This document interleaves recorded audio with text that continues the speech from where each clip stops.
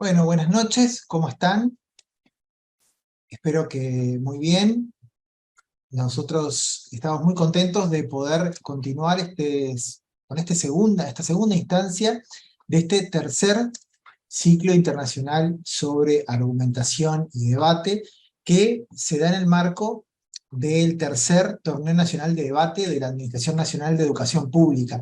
Quisiera que me confirmen si se escucha bien, si me están escuchando bien en lo que estoy diciendo. Sí, se escucha bien. Está perfecto.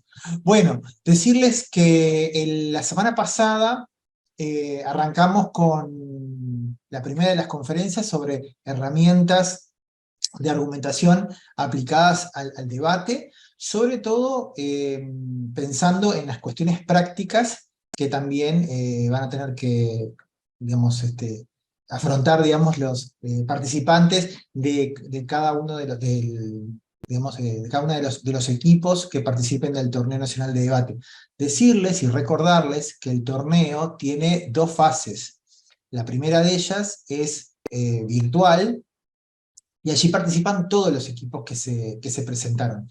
En esa primera etapa, en esa primera fase, si ustedes ven en las bases, hay tres mociones. Bueno, se debaten las tres mociones. En este caso, este año los temas o los asuntos sobre los cuales se va a debatir son sobre inteligencia artificial, sobre las ventajas o desventajas del chat GPT, sobre las cuestiones que tienen que ver con el clima y la producción, temas también tan actuales, sobre si debería o no darse subsidios a los productores agropecuarios cuando las cuestiones climáticas así lo ameriten, y la tercera moción tiene que ver con la reelección presidencial, si debería o no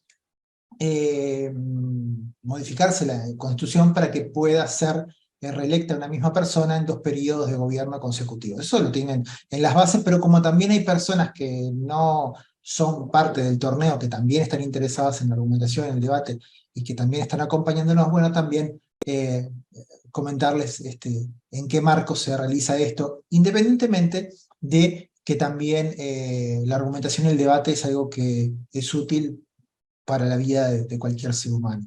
Hoy tenemos un invitado muy especial. Él es Manuel Machorro, que nos está acompañando desde México, y la verdad que es un placer poder tenerlo entre nosotros. Manuel Machorro digamos, es entrenador de la Asociación Mexicana de Debate, del equipo de debate de México, y además tiene gran experiencia en este mundo del debate. Yo un poco me siento un poquito mayor en este mundo, porque es un mundo muy de jóvenes. Entonces, yo estando ahí, soy un poquito grande en este sentido. Pero es muy bueno, y es muy bueno, y aprovecho para decirlo, que en el mundo del debate, por ejemplo, en el debate en español, hay muchas debatientes que después del proceso también de participar ellos mismos en el debate, también continúan trabajando y capacitando, y son referencias también para las futuras generaciones de debatientes. En ese sentido, Manuel también ha dado muchas conferencias sobre temas de argumentación, de debate, y simplemente, nada, le voy a dar paso a él, que vinimos a escucharlo entonces en su conferencia, eh, cuyo título es Formato Internacional de Debate Escolar, introducción y su estrategia, y nos va a hablar del World School, que es también el formato de debate que nosotros proponemos dentro de la Administración Nacional de Educación Pública para realizar el Torneo Nacional de Debate. Así que, Manuel, sin más preámbulos, también quizás quieras decir algunas palabras más antes de comenzar tu conferencia. Desde ya, un placer tenerte entre nosotros, y bueno, nada, bienvenido. Muchas gracias, Horacio. ¿Puedo confirmar, me podrían confirmar que se me escucha y se me ve bien? Se me trabó un poco, entonces quizás mi internet tiene algunos problemillas, pero creo que en general todo bien. Pues ¿Se te mucho escucha gusto, bien? muchas gracias. Sí, perfecto, muchas gracias. Mucho gusto, muchas gracias por la invitación y buenas noches. Hola Uruguay, buenas tardes, hola México. Sí, mi nombre es Manuel Machorro, como lo dijo Horacio. He sido debatiente desde el 2015, juez y entrenador de debate.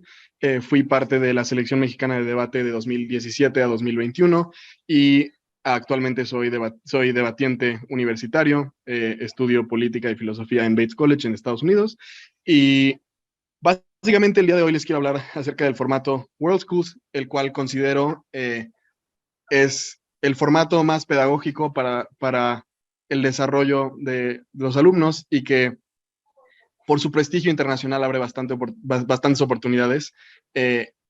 Mi meta entonces es que simplemente se democratice este formato de debate en Latinoamérica, que más personas sepan de él, que se enseñe mucho más en las escuelas públicas y privadas, y qué mejor oportunidad que poder hablar con todos ustedes dentro del sistema público de Uruguay. Entonces agradezco mucho la invitación. Básicamente de la forma en la que va a funcionar esta charla es que voy a introducir el formato, hablarles un poco acerca del contexto, de su historia, para después hablar un poco de las reglas, de las partes más estructurales y formales, y después hablar un poco de los procesos de enseñanza y de estrategia dentro del formato. Si tienen alguna pregunta en cualquier momento, prefiero que la hagan en ese momento en lugar de al final, puesto que siento que es mejor para poder responder puntualmente a la duda que tengan.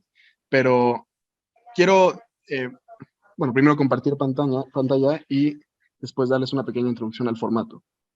Entonces, denme un segundo. Creo que ahí ya se ve bien. Muy bien. Pues bien, comencemos con la introducción al modelo de debate World Schools. El modelo de debate World Schools empieza hace ya más de 20 años. De hecho, el primer mundial de debate en este formato fue en 1988 en Australia. Y desde entonces, cada año, más de 50 países de todo el mundo se reúnen en un lugar distinto para poder buscar a quien será por un año campeón mundial. Y esencialmente, por más de 20 años hemos tenido representación latinoamericana con países como Perú, Argentina, México, Brasil, Panamá, etcétera, participando en este torneo, en este concurso internacional. Y creo que lo primero que me gustaría decir al inicio de esta charla es que sería increíble ver en algunos meses o en algunos años a Uruguay representado en esta competencia, especialmente puesto que en general nos ha abierto bastantes oportunidades a nivel universitario, a nivel competitivo en debate a Latinoamérica, donde hemos tenido resultados verdaderamente impresionantes, con Perú y Argentina llegando a las semifinales hace algunos años, México a los cuartos de final, etcétera. Entonces, creo que parte de esta charla es una invitación abierta a que Uruguay verdaderamente se involucre en esta parte competitiva internacional y, por sobre todas las cosas, que se desarrolle y se democratice este formato de debate dentro del país, que es la prioridad más grande.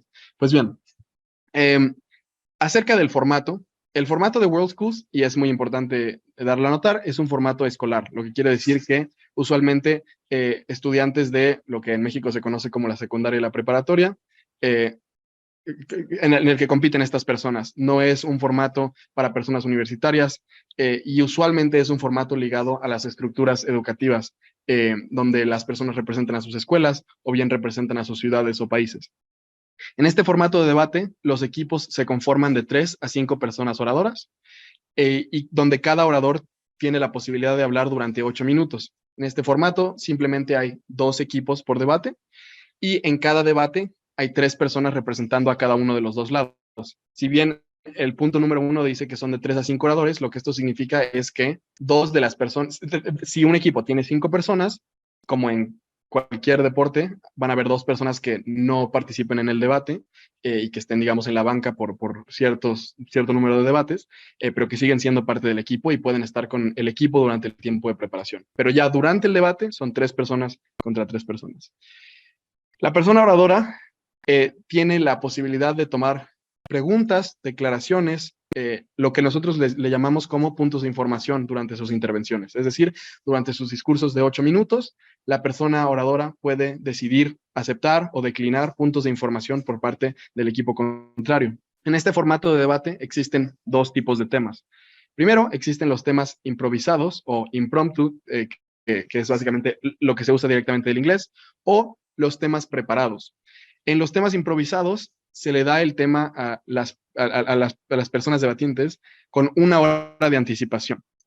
Y básicamente los estudiantes tienen que preparar la posición que se les da, ya sea la proposición o la oposición, sin ningún tipo de acceso a Internet, sin ningún tipo de acceso a sus entrenadores o algún tipo de fuente externa.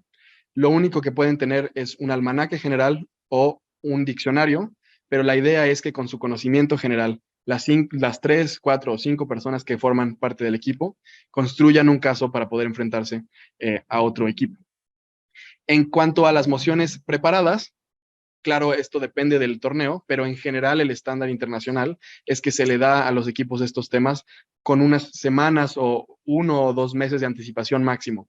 Y evidentemente en la gran mayoría de las instancias los temas suelen ser distintos dependiendo de si es un tema preparado o improvisado. Los temas preparados puede que sean un poco más difíciles, que requieran de más investigación, de mayor conocimiento, etcétera. Y durante este tiempo de preparación, las personas sí pueden acceder a todo tipo de información, todo tipo de fuentes primarias y secundarias, etcétera.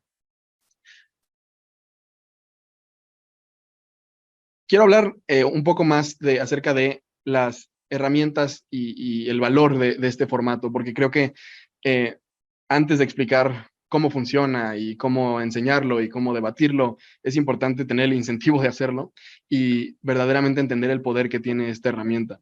El formato World Schools es el formato más popular a nivel internacional. No hay un evento a nivel escolar más grande internacional que este evento, que es el equivalente al formato más grande estudiantil en el mundo, lo equivalente al World Schools Debating Championships, que es este formato en su mundial. El equivalente universitario es el World Universities Debating Championships, y ese torneo es el evento estudiantil más grande a nivel mundial. Entonces, estamos hablando de que esta es una de las oportunidades más grandes de interconexión juvenil, donde las personas tienen la posibilidad de conocer a personas de absolutamente todo el mundo, de sus regiones, de regiones con las que nunca hubieran tenido ningún tipo de contacto, etcétera. Y esto obviamente no solo depende de si las personas pueden ir o no al mundial, es decir, la gran mayoría de los debatientes nunca van a debatir en este torneo por el nivel de competitividad que requiere dentro de sus países poder representar a su nación. Sin embargo, al haber tantos torneos online, al haber tantos torneos regionales, en general las posibilidades y las oportunidades competitivas son muy, muy significativas. Pero también es una herramienta pedagógica y para el pensamiento crítico importantísimo. Para la pedagogía, esto implica una herramienta para poder desarrollar distintos idiomas, debido a que internacionalmente hay un gran circuito en español y un gran circuito en inglés. Es una gran herramienta para el desarrollo de investigación, una gran posibilidad para el desarrollo del pensamiento crítico, donde la mayoría de las personas tienen que lograr comprender posiciones que previamente no sostenían, y por la naturaleza del formato, donde los debatientes están defendiendo posiciones asignadas, es muy importante desarrollar un nivel de empatía con ideas que previamente podían creerse como distantes a las personas debatientes. Entonces, en general, es un formato bastante global, es un formato bastante pedagógico, puesto que al tener distintos tipos de emociones de todo tipo, filosóficas, económicas, políticas, sociales, etcétera, básicamente invita a los debatientes a expandir su conocimiento y expandir sus perspectivas sobre temas de la agenda social. Ahora sí, un poco más de información acerca del formato. En este formato, y la forma más básica de explicarlo, se lleva a cabo como ping-pong, 1 y 1 de cada lado. Primero pasa el primer orador de la proposición, después el primer orador de la oposición, y así sucesivamente hasta que se llega a los terceros oradores. Como les dije al inicio, hay 3 personas en cada equipo, sin embargo hay 4 discursos por lado. Lo que esto significa es que cada equipo tiene la posibilidad de repetir y dar un discurso de réplica. Entonces, después de que sucede esta alternancia del primer al tercer orador, la oposición tiene la posibilidad de comenzar los discursos de réplica. La lógica de esto, de que la oposición tenga 2 discursos seguidos, es que la proposición pueda comenzar y concluir el debate. Entonces, Después de los 6 discursos constructivos, así les llamamos, van 2 discursos de réplica. Ese es el orden de un debate de World Schools. Ahora les explicaré en qué consiste cada uno de estos discursos, cuál es la meta, cómo se evalúan, etc. Entonces, hablemos del rol de los oradores. El rol de los primeros oradores, tanto de la proposición como de la oposición en World Schools, es, primero que nada, establecer el marco del debate. Es decir, aquellas cosas que son precondiciones para el desarrollo de un debate fructífero. Las definiciones, el explicar de qué se trata el tema, etc.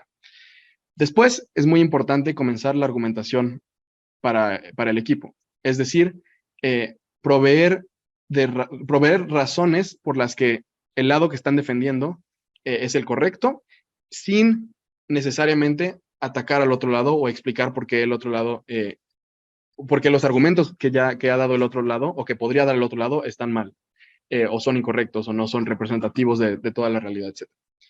Después, para la oposición, que evidentemente da el discurso, habiendo ya escuchado el primer discurso de la proposición, ya puede introducir refutaciones pertinentes. Entonces, como para dejar esto completamente claro, un primer orador de la proposición le dedicaría aproximadamente 2 minutos a la explicación de el debate mismo, del tema, de qué se trata, qué estamos debatiendo, qué se tiene que probar para ganar el debate, y después usualmente se darían 2 argumentos dentro del primer discurso. Sin embargo, el número de argumentos no es necesariamente algo fijo, es decir, no hay un número mágico sobre cuántos argumentos se tienen que dar en cada discurso, sino que en general solamente se tiene que dar buen contenido, es decir, calidad más allá de cantidad. El estándar internacional, sin embargo, es dar 2 argumentos dentro del primer discurso. La oposición también da el marco teórico.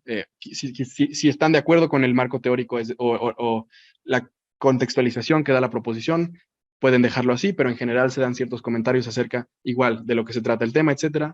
Después se dan refutaciones a los argumentos que ya ha dado la proposición para después traer 2 argumentos también. Sin embargo, no es a fuerzas estos 2 argumentos, no es siempre el caso. Después, los segundos oradores lo que hacen es ahora sí responder mucho más al caso del otro equipo y continuar construyendo el caso y expandiendo el caso de su propio lado.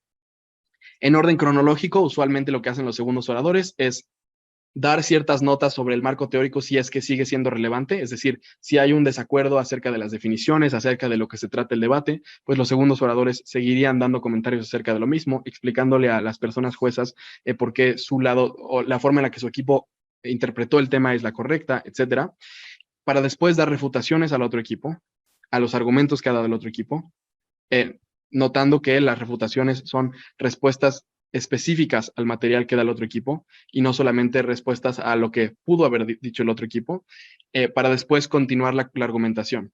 Y es muy importante comprender esta parte del discurso como nuevos argumentos y como extensiones de los argumentos que ya han sido previamente establecidos. Es decir, una persona puede continuar argumentando por medio de traer un argumento completamente nuevo o por medio de dar más razones por las cuales un argumento que ya estaba sobre la mesa es válido, es importante, prueba lo que su lado quiere probar, etc. Y por último, es muy importante reforzar su propio caso. Es decir, si yo soy un segundo orador de la proposición y mi primer orador dio argumentos, pues el primer orador de la oposición respondió a esos argumentos. Entonces es importante que yo responda a las respuestas, a las refutaciones, y que explique por qué el argumento que dimos originalmente sigue siendo válido, sigue siendo significativo y sigue ayudándonos a ganar el debate. Entonces, el reforzar el propio caso no es simplemente repetir los argumentos, sino es interactuar con las respuestas que se ha recibido al caso en primer lugar.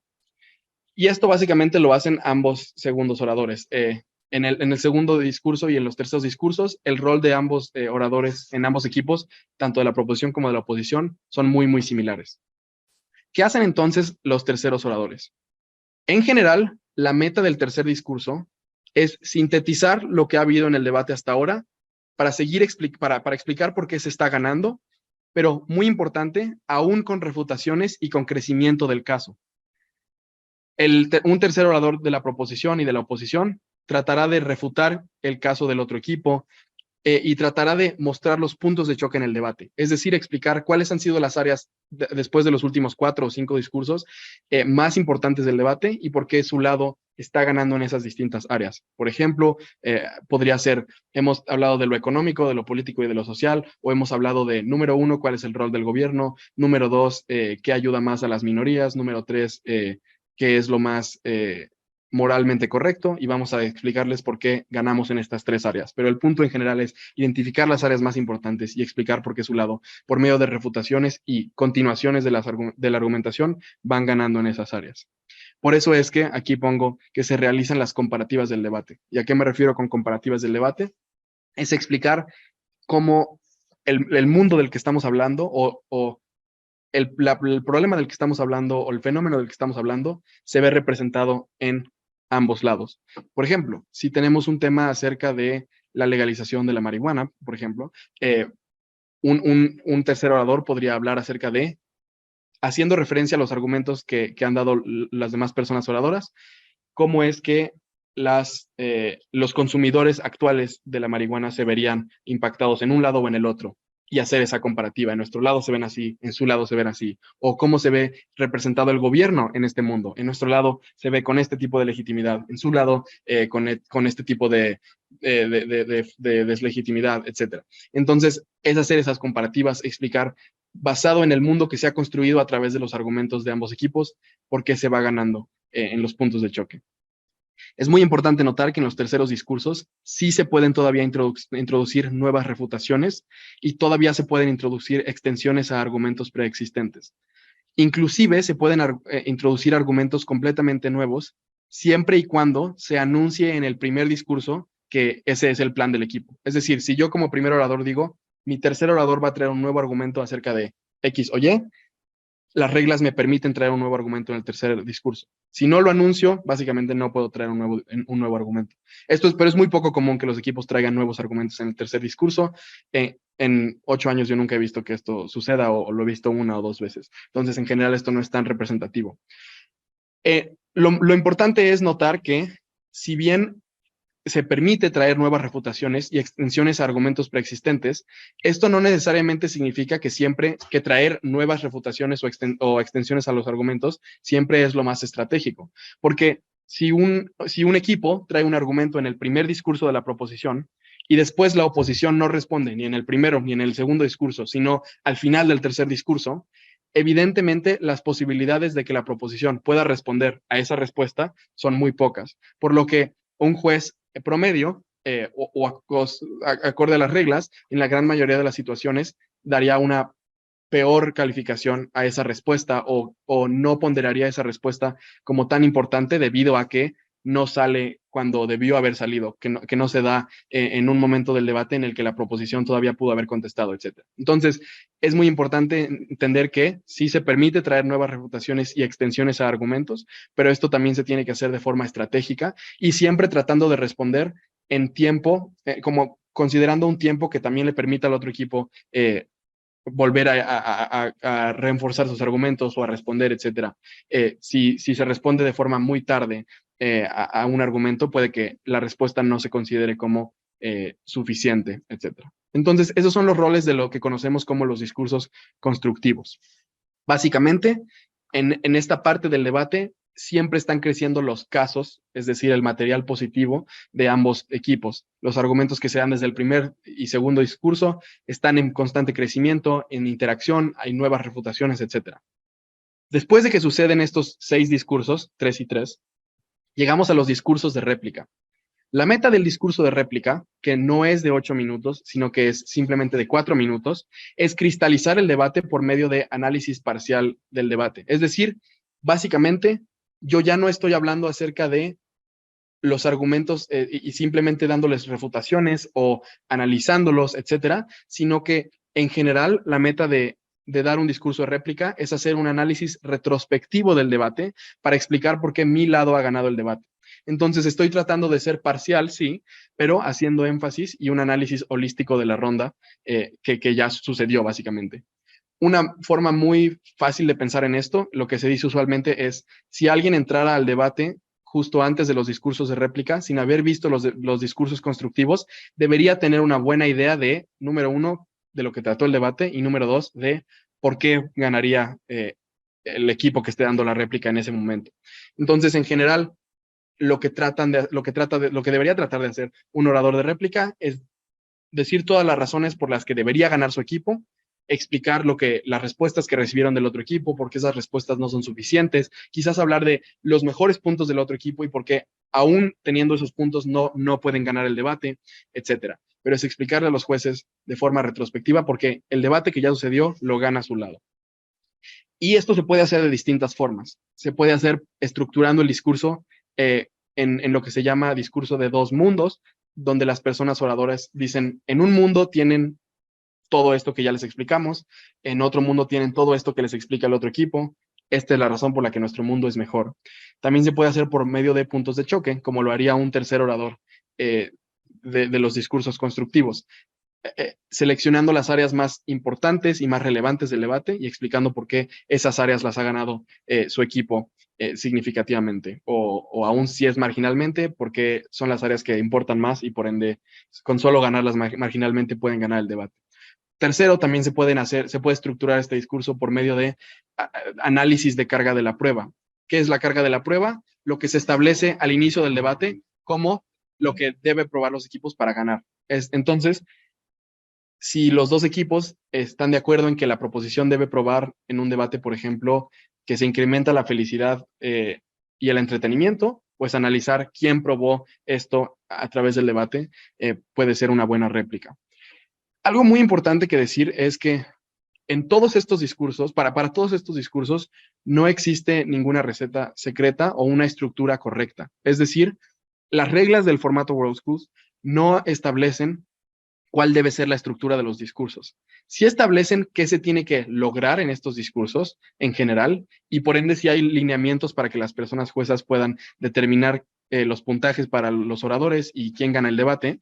Sin embargo, no hay una estructura perfecta. Es decir, en el tercer discurso, las personas suelen dar 3 puntos de choque o 3 preguntas que identifican las 3 áreas más importantes del debate, pero no tienen que hacerlo. Una persona podría dar un tercer discurso muy bueno, simplemente hablando de el debate punto por punto cronológicamente y podría ser un gran discurso. Probablemente esa no sea la mejor estrategia porque no priorizaría las cosas más importantes, etcétera, pero teóricamente este sí puede ser el caso. De la misma forma en la que un equipo en el primer discurso teóricamente podría dar 5 argumentos y que sea un gran discurso, o dar un solo argumento y que sea un gran discurso, pero el estándar internacional es 2, simplemente porque después de mucha experiencia colectiva, la gente se ha dado cuenta que es un número que permite que los debatientes puedan tener como cubrir una gran cantidad de información, como también pues sí ahondar en estos argumentos de forma apropiada. Entonces, sí es importante explicar que no hay una estructura perfecta o que las reglas prioricen, sin embargo, sí hay estructuras que son más recomendadas que otras y podemos hablar de ellas en unos momentos. Ahora bien, hablemos un poco del marco teórico. Esto de lo que yo hablaba al inicio, que es básicamente lo que establecen los primeros oradores dentro de los primeros minutos de su discurso. El marco teórico, como ya les decía, es la precondición para el resto del debate. Es la contextualización, la definición del debate. Para aquellos de ustedes que no estén familiarizados, el tema del debate se le llama moción. Entonces, digamos que el marco teórico es la deconstrucción de la moción misma. Entonces, si yo recibo una moción, como lo puede ser, esta Cámara apoya las cuotas de género en los parlamentos políticos, el marco teórico probablemente en este debate trataría de explicar qué son estas cuotas, cómo se ven implementadas usualmente y qué es lo que se quiere probar o qué es lo que se debe probar en el debate para ganar, como basado en la posición que se tiene. Entonces, usualmente la proposición trata de definir considerando aquellos términos que puede que sean confusos o explicando la aplicabilidad de los términos considerando la moción, etcétera. Después se establecen las cargas de la prueba, que esto se puede hacer ya sea dando una postura o un criterio, ahorita explicaré la definición, y por último dando modelos o mecanismos, que también lo explicaré en un momento. ¿Qué es una postura o un criterio? Pues básicamente cuando la meta es decirle a los jueces, nosotros tenemos que probar esto para ganar el debate, para que yo como persona jueza tenga algo a lo que hacer referencia cuando esté evaluando. Es decir, me probaron verdaderamente que X o Y sucedió, y para determinar qué es X o Y, pues simplemente es mejor que me lo digan los equipos. Tenemos que probar que esto mejora la vida de las minorías, o tenemos que probar que esto incrementa la producción de cierto recurso que es muy importante para la sociedad, o que esto incrementa, como ya les decía, el entretenimiento en la sociedad, o la felicidad, mejora la educación, etc. Entonces, una postura, o sea, esto se puede estructurar como una postura, simplemente diciendo nosotros queremos un mundo donde esto suceda, o nosotros queremos una ciudad donde esto suceda, o donde los políticos actúen de esta forma, donde la gente se sienta de esta forma. Y de forma implícita se le está diciendo a los jueces, si llegamos a este mundo, que es el de nuestra postura, deberíamos ganar el debate. Pero esto también se puede estructurar como un criterio, diciendo, los criterios para este debate deben ser de una forma más explícita. Uno, el equipo que pruebe que, como el equipo que le dé una mejor vida a tales grupos gana el debate, o diciendo, el equipo que disminuya el crimen, por ejemplo, gana el debate, etc. Entonces se puede hacer de una forma más implícita por medio de una postura, simplemente es lo que deseamos, o criterios, les tenemos que probar esto en el debate. En general, algo muy importante de notar es que la carga de la prueba usualmente la tiene, bueno, más bien, la carga de la prueba la tiene la proposición dentro de los debates, porque la moción propone algo, ya sea realizar un cambio en el mundo, o propone lamentar algo que sucedió en el mundo, o analizar, como determinar si algo ha tenido más beneficios que perjuicios, etc. Por ende, en general, la carga de la prueba está en la proposición. Esto, sin embargo, no quiere decir que la oposición no tenga que probar sus argumentos. La diferencia es que, en general, la forma en la que se estructuran las cargas de la prueba son relacionadas a la proposición, donde la proposición dice, nosotros les vamos a probar esto, y la oposición también usualmente dice, la proposición les debe de probar esto. Pero, evidentemente, a la oposición decir, la proposición les tiene que probar esta cierta cosa, pues la oposición implícitamente se está también forzando a probar el otro lado de la moneda. Entonces, solo quiero dejar muy en claro que el que en muchos debates como el que en muchos debates se haga énfasis a que la proposición tiene la carga de la prueba, no significa que la oposición no tenga que probar algo. Es decir, sí tienen que probar su lado, o lo que llamamos contrafáctico, es decir, el mundo alternativo, lo que sucedería en lugar de. Entonces, por ejemplo, si existe un debate acerca de lamentar la comercialización de la música que históricamente ha sido de comunidades marginadas, como lo podría ser el jazz, como lo podría ser el rap, etcétera, la proposición tiene que explicar por qué es malo que se haya comercializado esta música, y podrían dar muchas razones. La oposición no solamente tiene que probar que los argumentos son erróneos, sino que tiene que probar, razonablemente tienen que probar por qué esta comercialización ha sido activamente buena, ya sea para estos grupos o para alguien más que también nos debería importar, etc.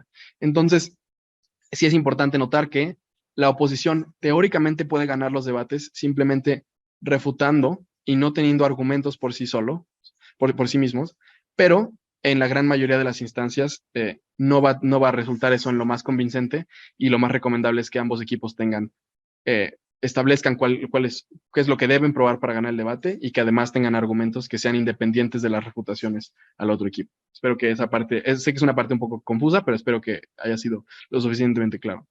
Y ahora, hablando de los mecanismos o modelos, más bien creo que se le debería cambiar ahí el nombre en la presentación a modelos. Hay algunos temas que proponen un cambio directo al status quo, o al mundo en el que vivimos. Y en muchas instancias, esto significa que la proposición tiene que establecer un plan de acción para poder lograr dicho cambio. Es decir, hay algunos temas donde simplemente estamos evaluando valorativamente. Esto es bueno o esto es malo. Esto ayuda o no ayuda, etc. Pero hay otros temas donde la pregunta es si se debe cambiar algo o no. Y no siempre va a ser necesario que los equipos tengan un modelo. El modelo es el plan de acción. Pero en muchos debates, ya sea que sí es necesario, o los equipos quieren hacerlo porque se les hace una buena idea explicar cómo es que lo harían, para evitarse confusiones, y el formato les da esa capacidad de hacerlo. ¿Cómo se ve entonces un modelo? Bueno, pues un modelo se ve como, es básicamente una explicación de cómo es que el equipo implementaría lo que el tema propone. Entonces, por ejemplo, si un tema dice algo así como, esta Cámara, como el Fondo Monetario Internacional, le perdonaría la deuda a todos los países pobres del mundo, la proposición podría tener la capacidad de explicar cómo ellos, siendo el Fondo Monetario Internacional, realizarían este perdonamiento, no sé si sea la palabra adecuada, pero el perdonar esta deuda. Y podrían explicar que lo van a hacer paulatinamente, que quizás que no lo van a hacer con todos los países al mismo tiempo, qué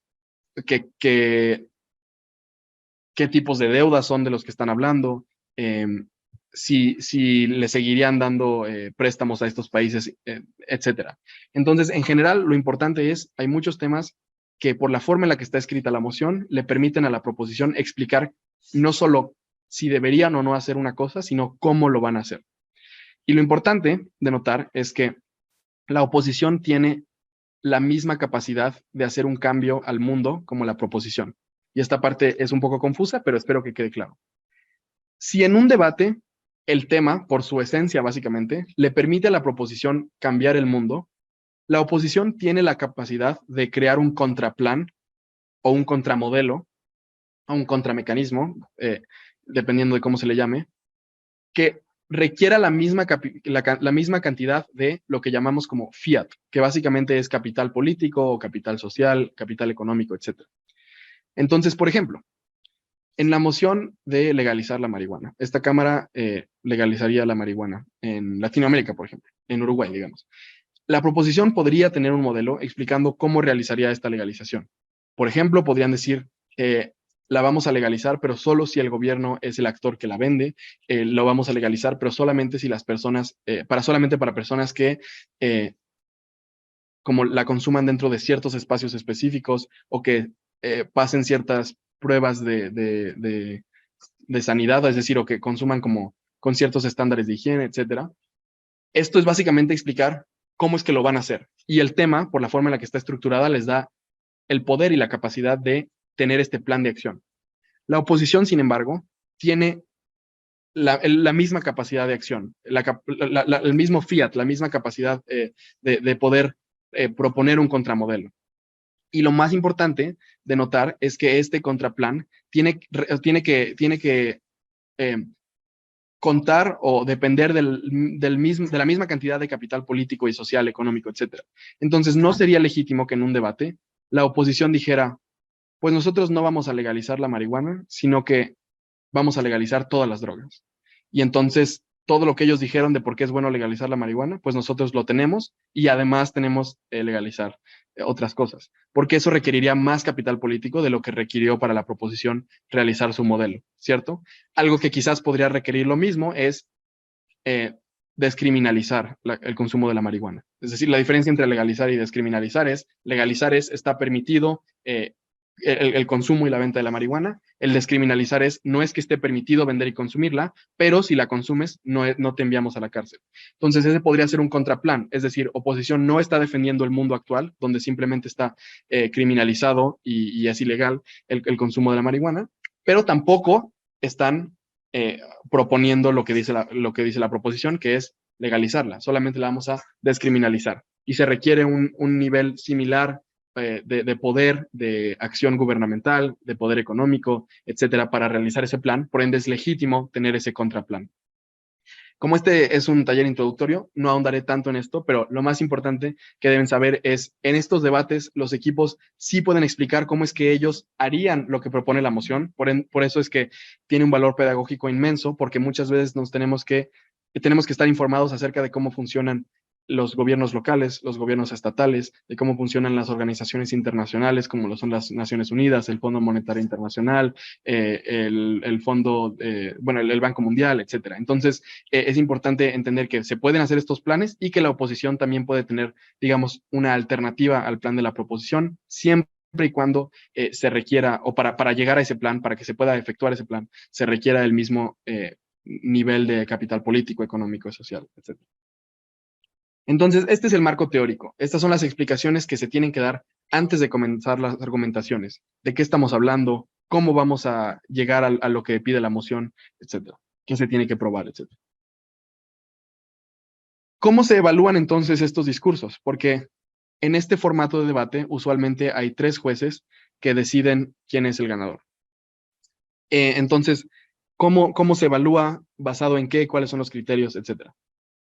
Pues bien, existe esta tabla que está estandarizada a nivel internacional, en la que se consideran los distintos factores que determinan si un discurso es excepcional, excelente, extremadamente bueno, etcétera.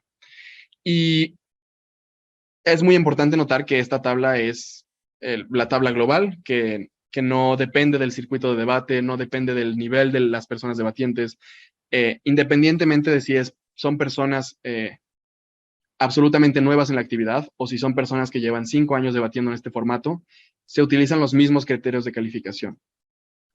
La tabla de calificación en el modelo World Schools para los discursos sustantivos, es decir, los del primero al tercer discurso, es de 60 a 80. Un 60 es básicamente el peor discurso posible. Probablemente es alguien que se para, dice un insulto y se sienta, sin hacer ningún tipo de argumentación, ni ningún tipo de intento de cómo llevar a cabo su discurso o el debate, etc. Y un 80 es el mejor discurso en la historia de debate. Entonces, básicamente lo que se dice en la comunidad es que los 60s y los 80s no existen, porque nunca se va a llegar a un discurso perfecto, pero a la vez, pues con que te pares y digas algunas palabras, probablemente ya es más que un 60. Y yo sé que ahorita está escrito en esa tabla como se necesita mejora, más bien es como se necesita absolutamente toda la mejora del mundo. Pero esencialmente como que, si bien esa es la tabla y ese es el rango, no es que necesariamente todo el rango se use usualmente, pero es para dar un poco de parámetros. De 61 a 64 es un discurso pasable, de 76 a 79 es un discurso excelente. El estándar, usualmente en un mundial de debate, por ejemplo, es el 70.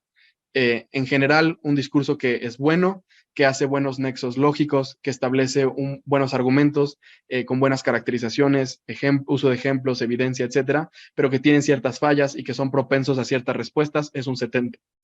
Un discurso que tiene muy buenas explicaciones, que logran responder a los argumentos del otro equipo de forma asertiva e inteligente, que es propenso a muy pocas respuestas efectivas del otro equipo, porque el argumento está muy bien construido, sube de 70 y puede llegar de 71 a 80 técnicamente, pero en general, digamos que es más cerca del promedio, especialmente para personas que están empezando. Y pues como dije, sí es muy importante tener en cuenta que es el mismo criterio para absolutamente todos los discursos de debate. Es decir, un 75 es un 75 independientemente de la experiencia de la persona, independientemente del origen de la persona o de su nivel de debate. Entonces, si una persona consistentemente durante un torneo de 5 rondas da discursos de 75, que merezcan un 75, probablemente estamos hablando de el mejor debatiente del mundo, del planeta Tierra. Si un debatiente está dando 61, 62 consistentemente, estamos hablando de una persona extremadamente nueva en cualquier contexto. Es decir, estos estándares no se adecúan a torneos. Uno no puede decir, bueno, como este es un torneo regional o es un torneo para personas novatas, pues entonces este es un 75 porque es muy bueno para una persona novata. No, un 70 siempre va a ser un 70, un 71 siempre va a ser un 71. Y la razón por la que es importante ser consistentes con estos criterios independientemente del torneo es porque esto le permite a los estudiantes verdaderamente comprender su mejora y su crecimiento. Porque si yo veo que en un año estuve promediando 68, 68, 69 quizás, y un año después ya estoy promediando un 71, 72, puedo ver que mejoré bastante. Y eso no es posible si es que los criterios están cambiando de un torneo a otro porque las personas juezas piensan que se deben adecuar al nivel del torneo. Entonces, básicamente, ese es el rango y la escala de puntuaciones para los discursos sustantivos. Ahora, para el discurso de réplica, que es el discurso que cristaliza al final, que solamente son discursos de 4 minutos en lugar de 8 minutos, pues la escala es a la mitad, porque son 4 minutos. Es de 30 a 40, igual, 40 es el mejor discurso de réplica en la historia, 30 básicamente es un discurso muy, muy bajo, pero evidentemente como el rango es mucho más chico, tiene mucho más sentido que una persona tenga un 34 en el otro formato que una persona tenga un 64. Como la escala es más grande, un 64, pues sí es en general un discurso con muchas áreas de oportunidad, mientras que un 34, pues podría ser un discurso sí pasable, como que cumpla con muchos de los requisitos y que cubra bastantes de las partes importantes del debate dentro de la réplica. Pero igual el estándar es 35 y es el estándar internacional, sin ningún tipo de adecuaciones dependiendo del torneo. Como pudieron haber visto, ahorita solo hablé del rango general, sin embargo, se califican 3 cosas dentro del modelo de World Schools. Se califica el estilo, se califica el contenido y se califica la estrategia. Y a diferencia de otros formatos de debate, como el formato parlamentario británico, que es el formato más popular a nivel universitario, estas categorías sí se evalúan de forma independiente. ¿Qué quiere decir esto? Esto quiere decir que a la hora de evaluar a los debatientes, básicamente sí se está considerando cómo se cumple su rol en las distintas áreas de sus discursos, que es, como ya dije, el contenido, el estilo y la estrategia. Sin embargo, antes de ahondar en estas 3 categorías, solamente quiero dejar en claro que en general el rol de las personas juezas sí es determinar en general quién ganó el debate en cuanto al contenido, en cuanto a la estrategia, en cuanto a quién terminó teniendo la razón. Pero eso no quiere decir que eso es lo único que importa. Es decir, si un debate ha sido muy, muy, muy cerrado en cuanto a contenido, es decir, no estoy completamente seguro de quién tiene razón, pero un equipo fue mucho mejor en estilo, por ejemplo, que ahorita hablaremos de qué es el estilo, sí puede ganar el debate. Pero lo importante es decir, estas 3 categorías se deben agregar, se deben considerar, pero usualmente va a ser el contenido el que determine quién es el ganador del debate. Y otra cosa pequeña es, los puntajes se deben adecuar a la decisión y no la decisión a los puntajes. ¿Eso qué quiere decir? Si yo al final del debate, basado en todos los criterios como juez, creo que la oposición ganó el debate, pero los puntos que le di a cada orador individualmente favorecen a la proposición, es decir, en puntos gana la proposición, pero en mi mente gana la oposición debe ganar el debate y se deben ajustar los puntajes para reflejar esa victoria. No puede ganar un equipo que tiene menos puntos que el otro. Entonces, si yo creo que ganó la oposición, pero tienen 2 puntos menos, pues tengo que quitarle, subirle 2 puntos, o bajarle puntos al otro equipo, etcétera. Pero el punto es, la decisión del debate es lo importante y después los puntos se tienen que adecuar, no al revés. Es decir, uno no decide quién ganó en World Schools basado en quién tuvo más puntos, sino es en quién probó lo que se establece como la carga de la prueba, etcétera. Ahorita podemos hablar más de eso. Pero hablemos entonces de las categorías. ¿Qué se evalúa en el contenido? Y aquí dejaré de compartir porque como no es tan necesario como la presentación. ¿Qué es el contenido? Pues bueno, el contenido esencialmente es los argumentos, las refutaciones, todo aquello que establece las razones para proponer o oponerse a la moción. Esto quiere decir, la forma más fácil de recordar esto, que si yo leyera en un papel todas las razones que se dan de un lado o del otro, ese sería el contenido. Los argumentos, las refutaciones, las ponderaciones, es decir, las explicaciones de por qué una cosa importa más que la otra, etcétera, todo eso es el contenido. Si das una razón muy bien construida de por qué es ilegítimo que el gobierno viole la privacidad de sus ciudadanos, eso puede ser puntos en contenido. Si das una razón muy bien construida y probada de por qué las personas deberían tener libertad corporal a la hora de, por ejemplo, no sé, abortar, por ejemplo, eso puede ser buen puntaje en contenido. Ahora, es muy importante notar que esto es básicamente el fondo de las cosas, ¿no? Como diríamos coloquialmente, forma y fondo. El fondo de las cosas es el contenido. ¿Qué es entonces el estilo? Pues el estilo es la forma, el cómo se dicen las cosas. Es decir, aun si yo estuviera diciendo o como estuviera dando muy malos argumentos, quizás estoy presentando esos argumentos de una forma muy convincente, de una forma muy persuasiva. Antes de explicar qué sí se califica, quiero dejar en claro que no se califica en estilo. En estilo no se califica el acento de las personas, no se califica el atuendo de las personas, no se califica todo aquello que sea subjetivo o que esté fuera del control de la persona debatiente. Es decir, si hay una persona que no se puede parar por razones físicas y que tiene que dar su discurso desde una silla de ruedas, por ejemplo, eso no debería en lo absoluto afectar su puntaje en estilo, porque son razones externas al debatiente, a la persona debatiente, ¿cierto?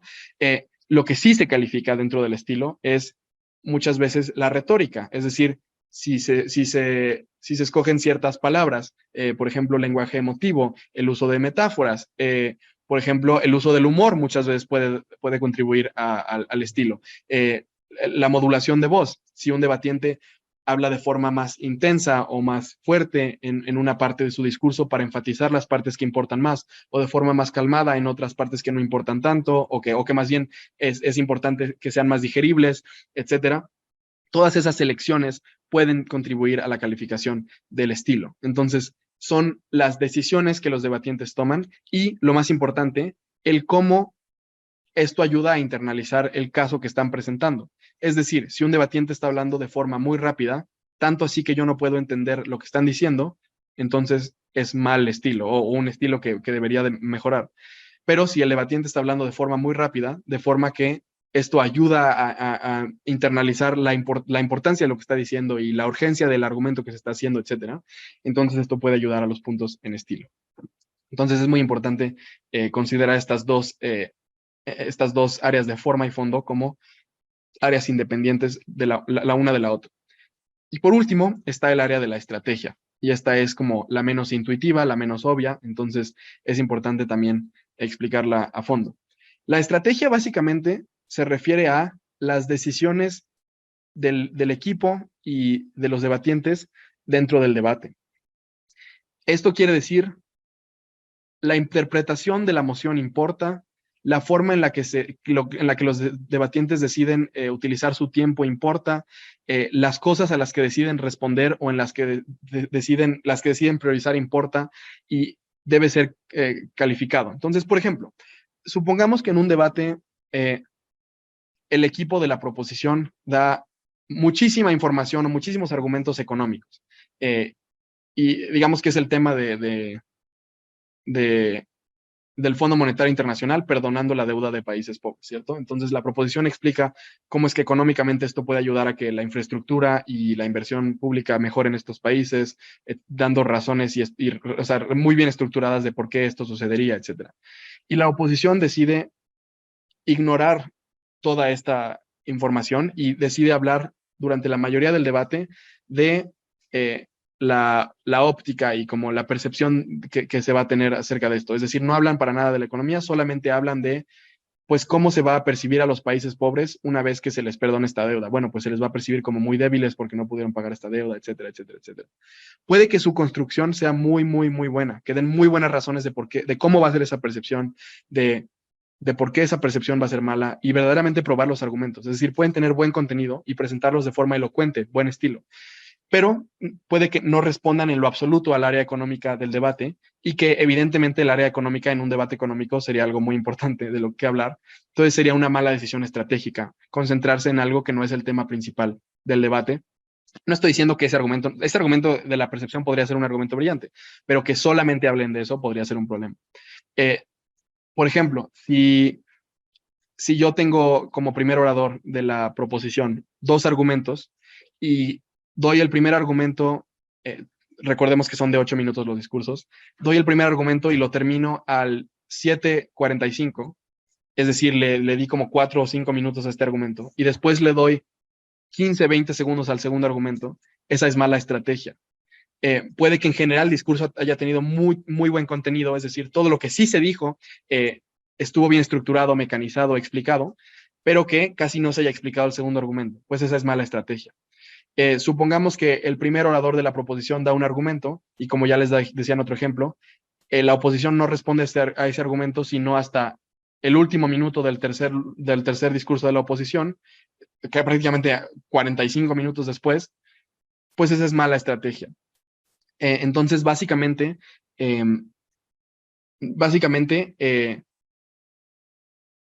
como hay distintas cosas que se consideran dentro de la estrategia.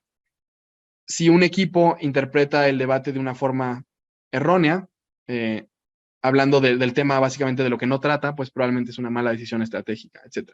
Entonces, este tipo de cosas son bastante importantes y se califican dentro de la estrategia. Por último, quiero hablar de los puntos de información.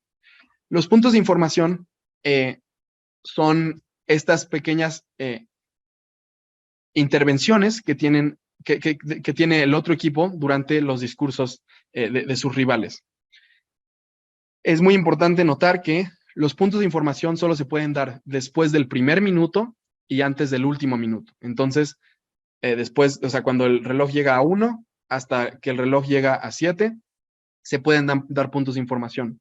Y los debatientes, la persona que está hablando en ese momento, tiene la capacidad y el derecho de decidir si va a tomar el punto o no. Es decir, un debatiente técnicamente puede tomar 10 puntos de información o 0 puntos de información. Es su decisión cuántos puntos toma.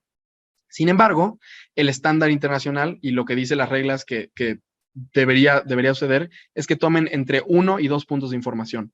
Si un debatiente está tomando 3 o 4 puntos de información, pues básicamente está perdiendo el control de su discurso. Ya no es su discurso, sino que es el discurso del otro equipo. De la misma forma en la que si no toma ningún punto de información, pues no está dando lugar a poder tener esa interacción con el otro equipo donde le podrían hacer una pregunta o un comentario, etc. ¿Para qué son los puntos de información? Los puntos de información pueden tratar de lograr muchas cosas, pero en general son para, ya sea como avanzar o desarrollar el caso de tu propio equipo o para cuestionar el caso del otro equipo. Y se pueden hacer de distintas formas. Se pueden hacer con preguntas retóricas, tratando de hacer que el otro equipo o el orador en turno cometa un error al responder de una forma contradictoria, o se puede hacer un comentario denotando una contradicción, por ejemplo, o denotando una concesión, como por ejemplo, si ellos están argumentando X, entonces por definición están concediendo Y, y eso nos beneficia a nosotros, etc. Entonces se pueden hacer de distintas formas, pero lo importante ahorita de explicar es que los puntos de información usualmente se califican en el área de la estrategia. Si yo hago un punto de información muy bueno, muy específico, que denota una falla estructural en el caso del otro equipo, esa es una decisión activa, ¿cierto? Como decidí utilizar mis 15 segundos, los puntos de información duran 15 segundos máximo, decidí utilizar esos 15 segundos que yo tengo para como introducirme en el discurso del otro equipo de forma muy inteligente, entonces se me pueden dar puntajes. Si yo pregunto algo que no tiene nada que ver con el tema, pues probablemente es una mala decisión estratégica. De la misma forma, si me hacen una pregunta, yo la respondo muy bien, explicando por qué no es una duda razonable, en realidad sí tenemos razón, etcétera, pues también es muy buena estrategia. Entonces, en general, los puntos de información se califican en el área de la estrategia. Y sí, en general se le penaliza a los debatientes por no tomar puntos de información, se les penaliza por tomar demasiados puntos de información. Los números mágicos son entre 1 y 2, y obviamente esto depende también de cuántos puntos fueron ofrecidos. Es decir, si no le ofrecen al orador ningún punto de información, pues no les vamos a penalizar por no tomar puntos de información. De la misma forma en la que si le ofrecieron muchos puntos de información y solo toma 1, pues se podría penalizar, pero es bastante dependiente del contexto. Por último, en cuanto al formato, quiero hablar de cómo se desarrolla el proceso de deliberación y de decisión del debate, y cómo se ve un debate estructurado, básicamente. Como ya les dije, hay 8 discursos, 3 constructivos de cada lado, y después los discursos de réplica. Después de que acaban estos discursos, las personas juezas, o la persona jueza, si es que solo hay una persona, etcétera, le pide a los debatientes que se den la mano o que se agradezcan, etcétera, y que por favor salgan de la sala, o si es online, de la sala del debate de Zoom, etcétera, para comenzar la deliberación. Una deliberación estándar, en el formato de World Schools, se hace por medio de un proceso de discusión. Esto es muy importante porque esto ha cambiado. Entonces, lo quiero explicar porque quizás algunos de ustedes fueron parte de este formato hace varios años, ha cambiado la forma en la que se evalúa este formato, entonces sí lo quiero dejar bastante en claro. Antes, después de los debates, cada juez anotaba o escogía un equipo, anotaba su ganador, y ese resultado era definitivo. Es decir, yo escogí que era la proposición, ese es el resultado definitivo. La discusión durante los siguientes 15 minutos simplemente va a ser para que entre los jueces expliquemos por qué cada uno votó por quien votó, para saber qué decirle a los debatientes. Ese ya no es el caso. Ahora sí se decide un poco de forma conjunta, tratando de maximizar la información del debate para que los jueces realicen un voto informado. Entonces, ahora, de la forma en la que funciona es que después del debate, los jueces checan o observan sus notas, leen sus notas por unos minutos, unos 3, 4, 5 minutos.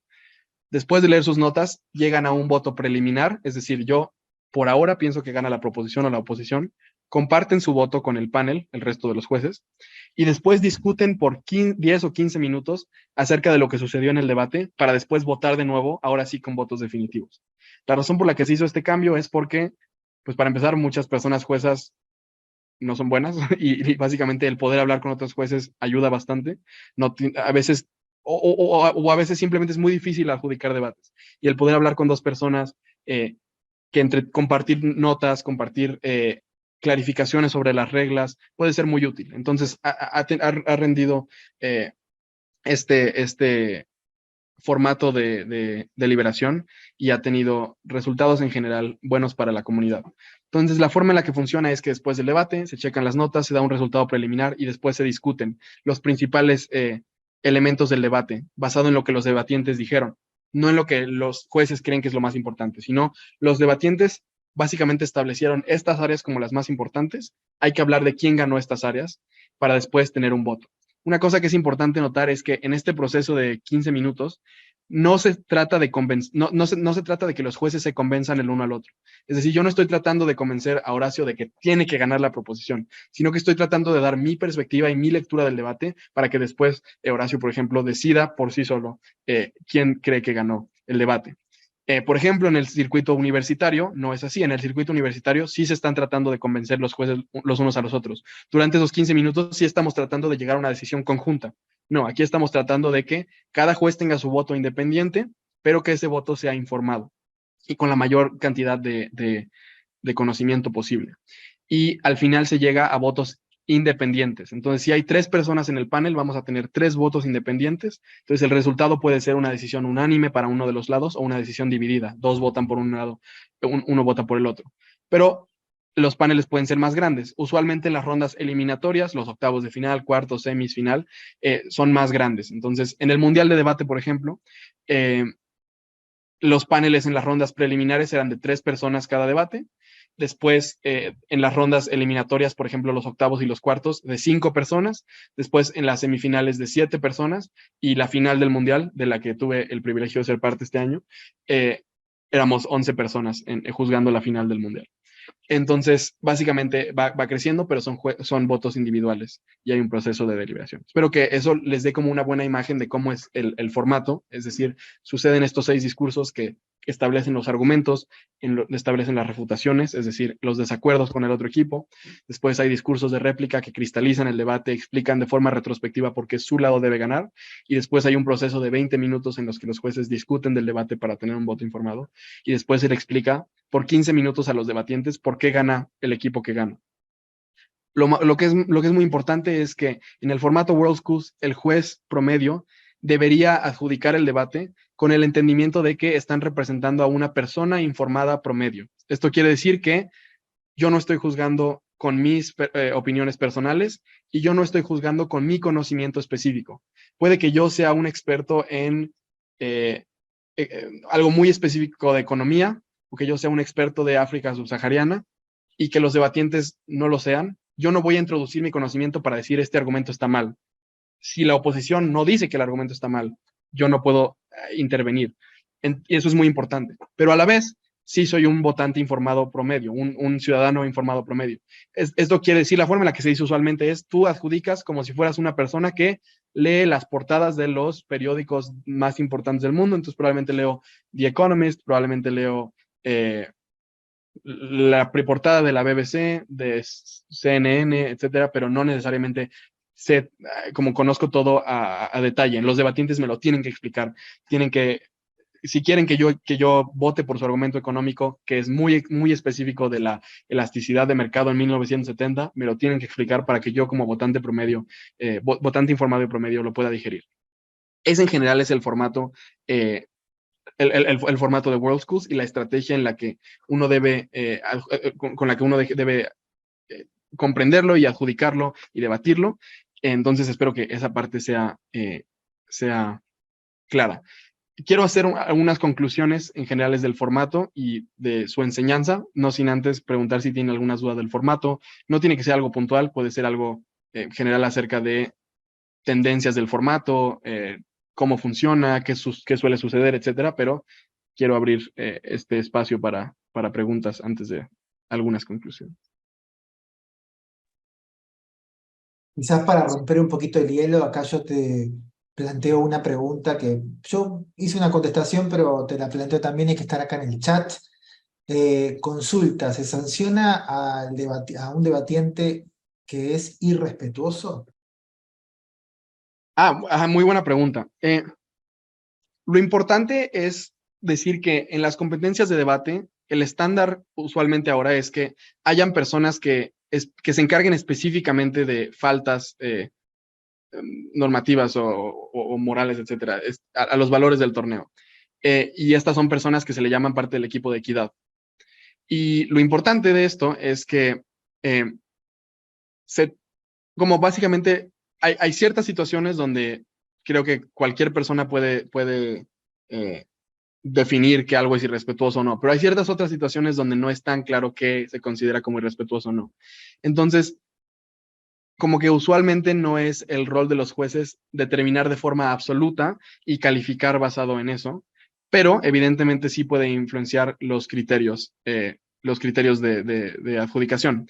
A lo que me refiero con esto es, en algunas situaciones sí se puede penalizar, ahorita explicaré cuáles, pero en la gran mayoría de las situaciones no es el rol de los jueces determinar eso, sino que es rol del equipo de equidad, que son personas adultas que tienen experiencia en este tipo de temas, para hablar con los debatientes si es que se hizo un comentario racista o sexista, o se hizo un comentario insensible, capacitista, etcétera. Como hay muchas formas en las que alguien puede ser ofensivo. Entonces, ¿cómo es que sí se puede penalizar? ¿Cómo es que no se puede penalizar? Pues, por ejemplo, sí se puede penalizar en la categoría de estilo si es que un equipo el discurso de alguien se está afectando por la forma en la que está tratando a los demás debatientes. Es decir, si yo refuto diciendo esto fue una estupidez o es absolutamente no sé, imbécil este argumento, etcétera, pues ese probablemente no es buen estilo y probablemente no es buen contenido tampoco. Entonces, si en lugar de dar buenas respuestas se utilizan insultos, etcétera, claro que se puede penalizar. Sin embargo, un juez no puede decir la oposición gana el discurso porque el debate, la oposición gana el debate porque un orador de proposición fue muy grosero. Es decir, estos se tienen que mantener como cosas separadas por varias razones. La primera es porque a veces las ofensas pueden ser culpa de uno de los tres oradores y no tiene sentido penalizar con que un equipo pierda el debate por una falta. Segundo, pues porque estamos debatiendo partiendo de la base o de la creencia de que todos lo estamos haciendo de buena fe y que si alguien comete un error, probablemente es un error y que como son debatientes escolares, probablemente no fue algo, muchas veces no es intencionado, etcétera. Entonces no se puede simplemente estandarizar que los jueces de forma subjetiva decidan cuándo sí es una ofensa y cuándo no. Y eso es lo último, ¿no? Que a veces puede ser bastante subjetivo y lo que para algunas personas puede ser bastante ofensivo, para otras puede no serlo. Y no sería ideal que los jueces lo decidan, especialmente porque a veces hay diferencias culturales y como este es un formato internacional, quizás una palabra que en Uruguay sea grosera para México no lo sea para ustedes. Entonces, como que en general sí pueden haber ciertas penalizaciones, pero no son penalizaciones absolutas y tienen que ser matizadas. ¿Alguna otra pregunta? Hola, ¿qué tal? Buenas noches. Yo tengo una pregunta que es un poco desde el principio, ¿no? Pero que no quería interrumpir. Y es lo siguiente, tú decías que el tercer orador puede introducir argumentos siempre y cuando se anuncien en el primer discurso. si esto no se hiciera, estaba como mal visto y podía ser sancionable. Ahora, no me queda claro, entiendo que es por una cuestión de estrategia, pero no me queda claro el criterio de la sanción, porque puede suceder, y me explico un poco más, puede suceder que el orador en su discusión presente un argumento sobre el final, porque es en el momento en el que se da cuenta, digamos, bueno, sí, se da una carencia tal vez, y por eso lo presenta sobre el final, pero tal vez forma parte de su estrategia y no es necesariamente mala, sino es, bueno, es con lo que cierro, ¿no? Tiro la fulminante ahora, y con eso dejo sin palabras al otro equipo. Entonces, la pregunta en concreto es, ¿cuál sería el criterio para entender que la presentación de un argumento que no se nombró de forma directa, porque tal vez fue implícito, ¿no? Sobre el final está mal visto y puede ser penalizado? Claro, sí. Excelente pregunta, y la verdad es que este año que yo fui adjudicador dentro del Mundial de Debate en Vietnam hace unas semanas, esta fue una de las principales preguntas que se tenía acerca de qué quiere decir que un argumento sea nuevo en el tercer discurso, etcétera. Entonces, definitivamente es algo bastante válido de preguntar. Creo que lo principal es entender que no es lo mismo tener contenido nuevo a tener argumentos nuevos. Es decir, un orador ciertamente puede tener contenido completamente nuevo, pero que no sea un argumento entero nuevo. Y la razón de esto es que si yo traigo un argumento completamente nuevo, es decir, una premisa completamente nueva en el tercer discurso de la oposición, por ejemplo, pues la proposición ya no tiene la posibilidad de responderlo. Entonces, como juez, es muy difícil que tú evalúes este argumento, porque no lo puedes evaluar por sí solo, lo deberías poder evaluar en el contexto del debate, en el contexto de qué respondió el otro equipo, etc. Entonces, ciertamente se pueden traer nuevos ejemplos, nuevas respuestas, nuevas partes de un argumento que ya está ahí. Pero un ejemplo muy claro sería un argumento nuevo de principios, es decir, un argumento moral, ¿no? Digamos que en un debate acerca de, no sé, si el gobierno debería poder tener acceso al WhatsApp de todas las personas, no sé, no es un muy buen tema, pero solo para dejarlo en claro. Pues digamos que el choque más obvio en este debate sería que uno de los equipos dice esto podría ayudarnos a la seguridad nacional. Prácticamente evitaríamos que hayan ataques terroristas porque las personas saben que hay cierto nivel de observación. Podemos como proteger a la sociedad porque tenemos conocimiento de lo que las personas están diciendo y planeando hacer, etc. La oposición habla de cómo esto puede que sea, que esto es malo porque hace que todas las personas se sientan observadas y que es algo muy incómodo y que eso te disuade de ser quien tú eres y explorar tu identidad si sientes que el gobierno te está observando, etcétera, etcétera, etcétera. Supongamos que está este choque durante el debate. Y yo en el tercer discurso de la oposición digo, ahora les vamos a traer un argumento de principios de por qué es ilegítimo, independientemente de lo práctico, es como moralmente ilegítimo que el gobierno viole tu derecho a la privacidad y que yo explique el por qué es el derecho a la privacidad, por qué importa el derecho a la privacidad y por qué el gobierno nunca debería tener la posibilidad de explicarlo. Pues ese es un argumento completamente nuevo. Yo sí podría dar una nueva razón, la premisa de que la gente se siente incómoda o se siente como sin poder acceder a su identidad, podría ser por varias razones. Les puedo dar una nueva en el tercer discurso, pero un argumento entero nuevo, el criterio sería como, es una premisa, para responder la pregunta directamente, es una premisa completamente nueva que no sale ni del discurso, ni del caso del equipo que lo está trayendo, ni respondiendo al caso del otro equipo. Si la respuesta es sí, entonces probablemente no debería ser tomado en cuenta, o al menos no de forma tan significativa.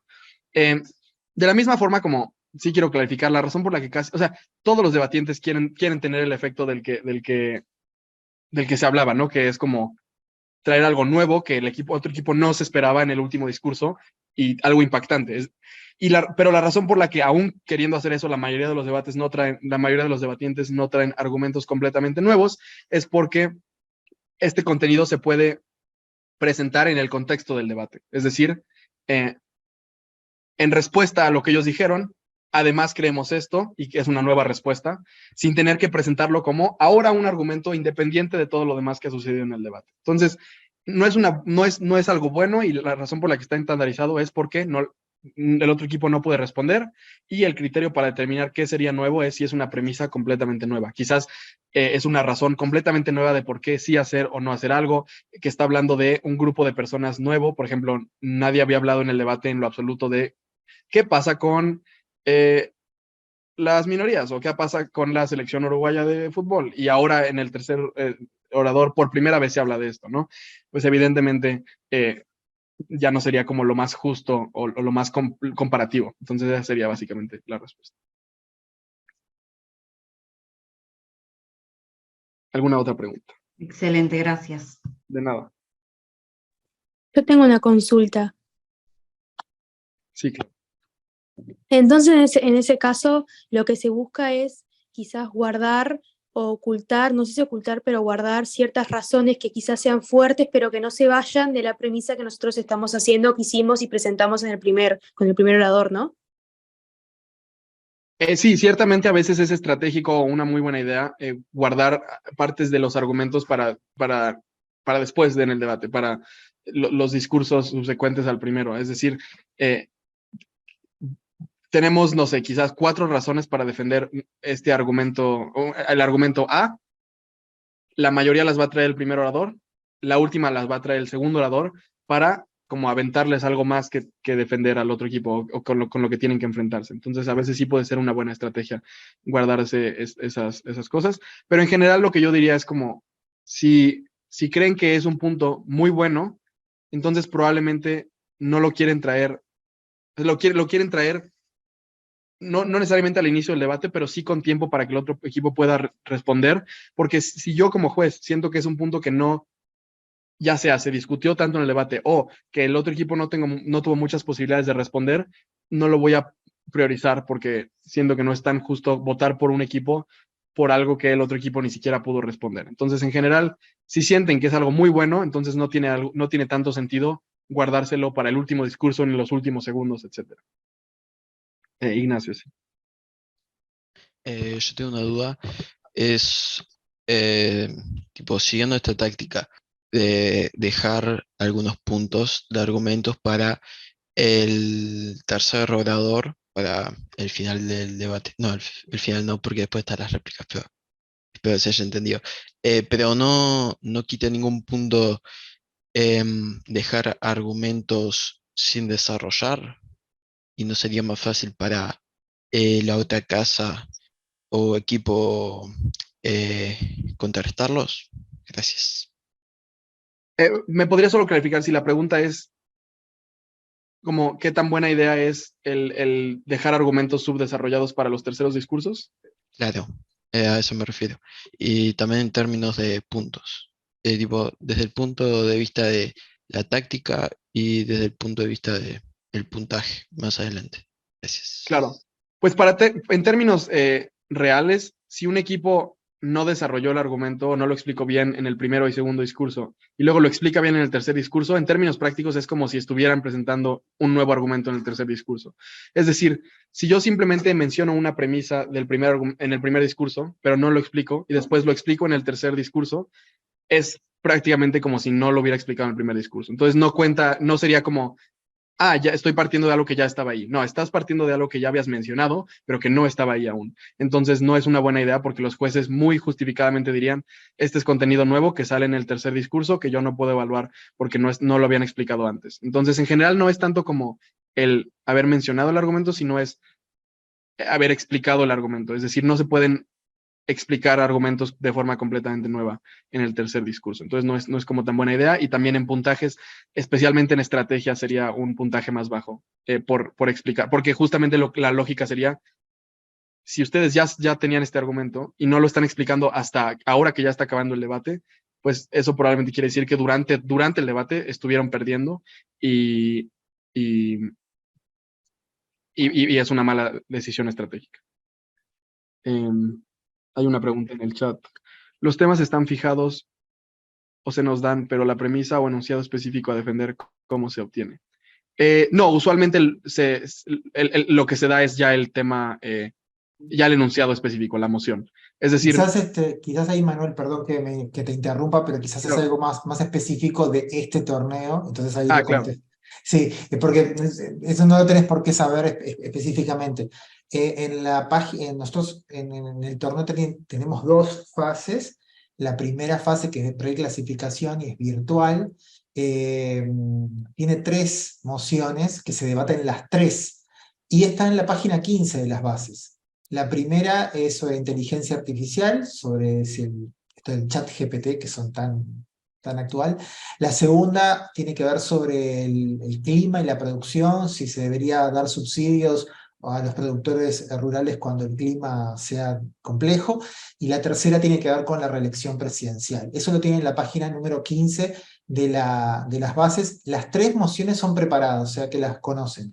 Luego los 24 equipos que clasifiquen de esta primera fase, bueno, pasarán a la segunda, que es presencial, donde habrá mociones preparadas, pero también mociones improvisadas o impromptu. Disculpa que haya contestado, pero era muy específico de este torneo.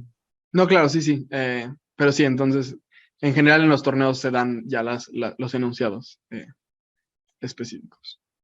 ¿Alguna otra pregunta? Sí, yo una más, porque estoy inspirada para preguntarse. No, me queda una duda respecto a la deliberación y esto que decías de que si hay un equipo que, ya sea la proposición o la oposición, que debe ser el ganador, porque bueno, porque presenta o cubre todo de mejor manera, pero el puntaje está por debajo, se ajusta. De nuevo, ¿cómo se acomoda eso? Porque también me imagino que el rigor de los puntajes recaen sobre el orador, ¿no? Entonces, ¿cómo sería? No sé si el criterio, pero Sí, no entiendo. ¿cómo sucede esto del ajuste? O sea, Sí, creo que todos... Sí. Sí, porque creo que suena bastante raro como cómo sucedería que un equipo pierde el debate si tuvo mejores puntajes. ¿Qué no se supone que si tienen mejores puntajes fueron el mejor equipo y por ende gana el debate? Entiendo. Lo más importante de entender es como al final debemos votar por quien creemos que ganó el debate y pueden haber razones técnicas para ganar el debate. Entonces, por ejemplo, y esto también sirve que les hablo como de un tipo de emoción. En debate hay mociones de lamentar. Esta cámara lamenta cierta cosa, ¿no? Por ejemplo, no sé, podría ser después de las dictaduras latinoamericanas, esta cámara lamenta la narrativa